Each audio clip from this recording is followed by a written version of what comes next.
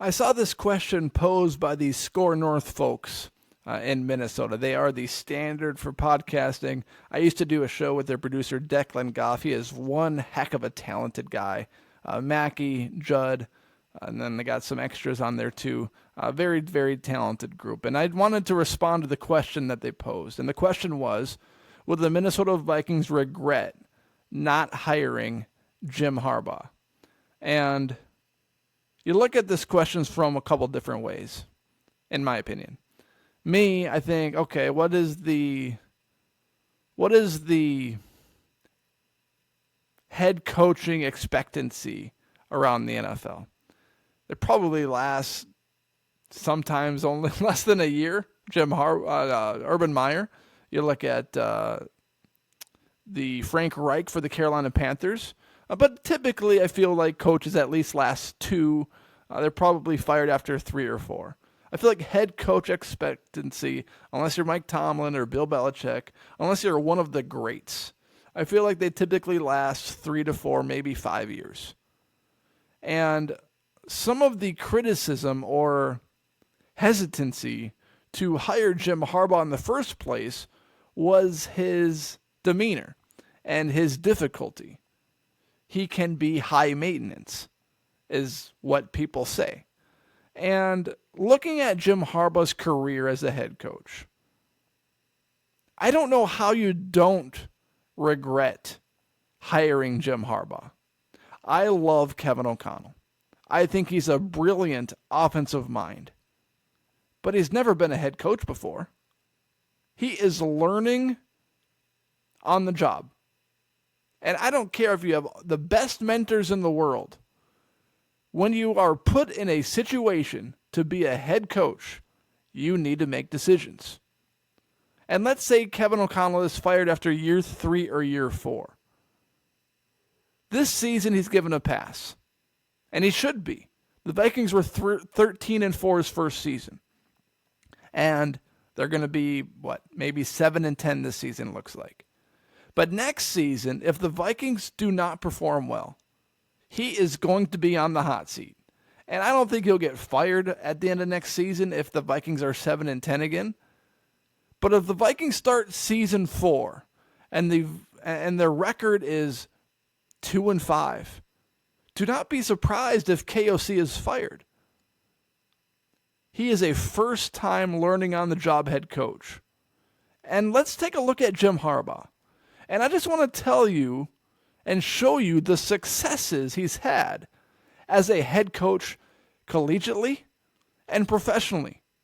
So let's start with the Stanford Cardinals, because he took over in 2007 and was their head coach until 2010.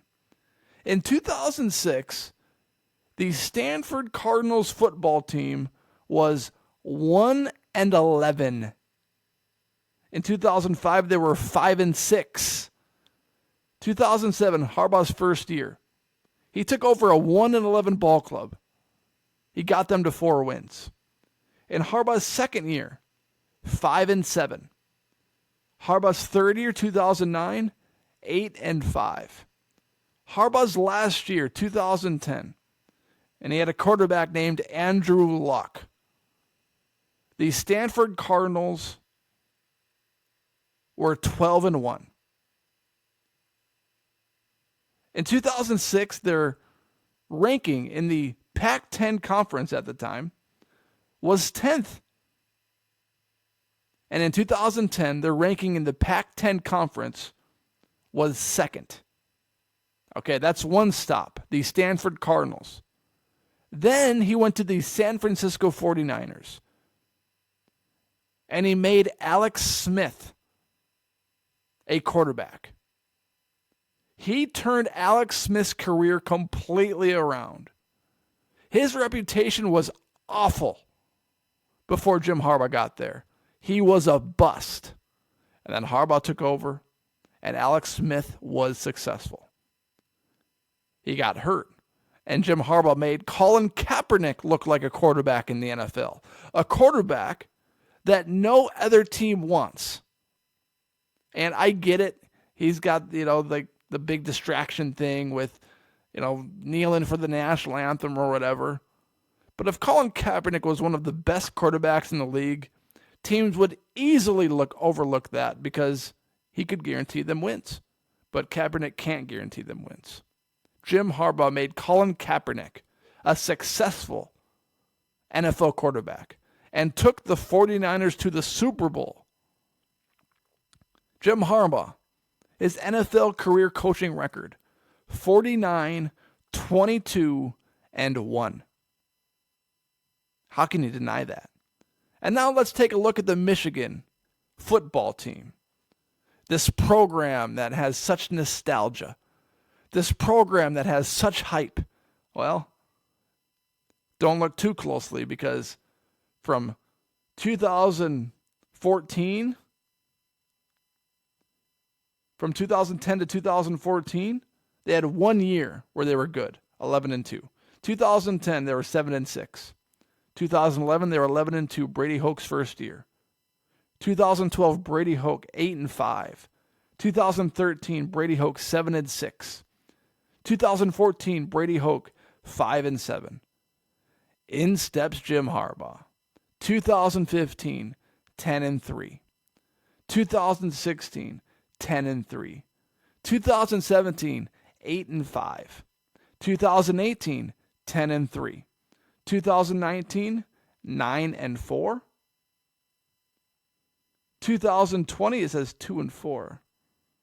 Must have been a COVID season. I'm kind of confused by that. It was COVID. Kind of confused by those records there. But 2021, 12-2. 2022, 13-1. And this season, they're in the national championship game. Wherever Jim Harbaugh goes, he puts that team on the map. He makes that team elite, not good, not division winners. He took the 49ers to the Super Bowl. He took the Stanford Cardinals to bowl games, big bowl games. And he's taken the Michigan Wolverines to the national championship game. And all of these programs, before Jim Harbaugh stepped in, at least in the year prior, were unsuccessful. He takes programs that stink and turns them around. He can recruit, he can coach. He has command and control of his players and team. I don't care if he's high. If this is what high maintenance looks like, winning, then give me high maintenance. Again, I'm a Kevin O'Connell fan. I think he's a brilliant offensive mind. But records don't lie. Harbaugh can coach. He is elite. And let's say his high maintenance would have ran him out of town in Minnesota in 3 to 4 years. What coach lasts longer than 3 to 4 years these days? Some guys are let go during their first season. Some guys are let go after year 2. And lots of head coaches are fired after year 3 or year 4. Year 3 is the leap. If you don't make a leap in year 3, you're probably fired in year 4, unless you somehow turn it around. Jim Harbaugh is an elite head coach. One of the few head coaches that has had success at the college and NFL level. I mean, you see it everywhere. Guys in college try to make a run in the NFL, and they stink. The Baylor coach, I don't even know his name. He coaches for Nebraska now. Went to be the head coach of the Carolina Panthers. That went terrible. Matt Rule is his name. Just came to me. And I got no producer in my ear. I'm not typing on my computer either. That was no successful run. Pete Carroll had a successful run in college and the pros. But Jim Harbaugh, he has set the standard for coaching, not only collegiately, but in the NFL. Not only in the NFL, but collegiately. This guy is elite. He gets the best out of his players. I don't know how you don't regret this if you're the Minnesota Vikings organization. I get it. It's the whole collaborative thing with Coesi and KOC and all these different things. Give me high maintenance every day of the week. even on Sunday, for wins. If that's what it takes to win and be a winning organization and win playoff games and win Super Bowls, then what are you looking for? I don't get it. But Jim Harbaugh, I mean, the numbers don't lie. He's elite everywhere he goes. He turns programs around everywhere he goes. It would have been interesting and fascinating to see Harbaugh and Kirk Cousins in the same quarterback room. Or maybe Harbaugh would have ditched Cousins. Who knows who the quarterback would be right now with him? But all I know is with Harbaugh, the Vikings were 13-4 last year. It's hard to say Harbaugh would have made them even better because 13-4 is pretty remarkable. But I think I could say with certainty that the Vikings would not be 7-9, most likely 7-10 at the end of year 2 with Jim Harbaugh. The Vikings would be head and shoulders better this season if Harbaugh was the head coach. And how can you deny it when you look at his past? I don't even know how it's a question. Harbaugh's a beast. So is his brother. They're a great coaching family.